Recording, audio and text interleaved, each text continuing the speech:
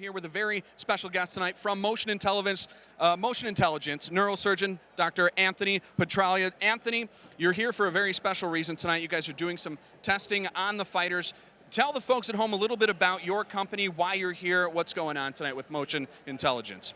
Sure, I work with this company now. It's a very interesting and innovative company. It's a fresh new, one of the new New York startup companies, and it's a unique opportunity to come here and really use an event like this, sort of as a laboratory, right? And to kind of get a sense at trying to find new and innovative ways to diagnose what is a big problem in concussions in this community. And so the company is obviously we're not full FDA approval. We're working on that, and it's not out on the market yet, but within the coming year, we expect to have a nice product that will meld and merge some balance testing along with cognitive testing, which is a unique and practical approach to assessing concussion athletes. So it's a lot of exciting research. We're really looking forward to kind of testing blood samples, testing their balance, testing their cognitive status pre and post fight. So really cutting edge stuff, and we're looking forward to presenting that data soon enough. Well, and it's fantastic research that needs to be done, but let's give it like a kind of a good balance for the folks at home, because everybody is demonizing the concussion right now. It's big in professional sports, professional football, right. Professional mixed martial arts. What's kind of the line we're at right now with concussions, head trauma, anything in pro sports? Yeah, I mean, I think it's it's certainly a hot topic, right? It's a sexy topic. Everyone wants to get their hand in the mix here. Frankly, MMA is actually quite a safe sport. It's frankly a bit safer than even boxing, quite a bit safer. Sure. For many reasons. Obviously, the events are sometimes stopped more suddenly. There's a lot more submission holds, this and that. And the head impacts are far fewer than you see with the repetitive head trauma that we see in boxing. As far as the broad context of concussion, obviously there's a lot of hype, and this pendulum swings and has continued to swing back and forth over the years. It is an important topic. It's not a new concept. This is something that's been around for centuries. It's been back around from ancient times, Hippocratic corpus. And so it's just now come into the limelight with all the high-profile injuries and things we see.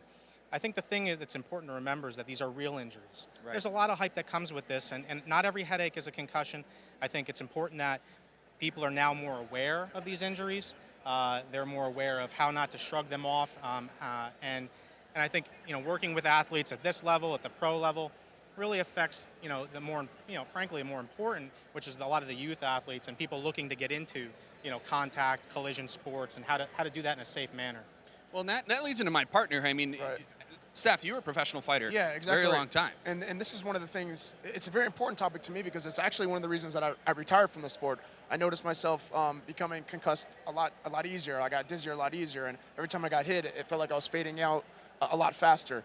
And being an owner of a few gyms, I'm worried about that with my students as well. So what's something that what's a safe way to diagnose something like that, just as an owner of a gym, or if I know someone that did get concussion, what's a safe length of time they should stop training, or even a time to retire from getting concussed so much? Those are all great questions. I mean, and getting at the diagnosis part, I mean, that's one of the interesting things from my standpoint in working with a company like Motion Intel, which is we're trying to find innovative and practical ways to diagnose this. Right. This isn't like a broken arm, or a bruise or a cut. It's not an injury that you can typically see. It's not cut and dry, easy. Yeah, it's not easy to see. And every concussion, patients will present differently. Every athlete's going to present with different symptoms, from concussion to concussion and athlete to athlete. So I think from just purely a diagnosis standpoint, I think understanding the signs and symptoms, headache being the most common, but again, falling back in that not every headache is a concussion, but understanding the composite and having somebody that these athletes can follow up with from a medical standpoint, a concussion specialist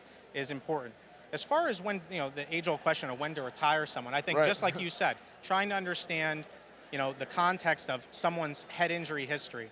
Are they getting these concussions more frequently? Are the symptoms lasting longer? Is it taking a longer period of time for the athlete to heal from their said concussion? Right. Are they getting concussions more readily with lesser degrees of impact? I mean, at this sort of point, you start to say, okay, we need to give you some time, pull you away from the sport for a little bit. Obviously, this is a little bit more challenging at the more amateur and pro levels. Right. How do you do that? It's a little easier with the youth athletes, and kind of trying to steer them in the right direction. But well, and this is a topic I think that affects everybody. Sorry to cut you guys off. We're running short on time here, but We thank you for being here, Doc. Once again, Thank neurosurgeon Dr. Anthony Petralia. This affects everybody at every level as far as every sport. So we're glad you're here. We're glad we get to be one of the test audiences there. Well, test athletes for you here tonight. So for Dr. Anthony Petralia, of course, Seth Petrozelli will be back right after this.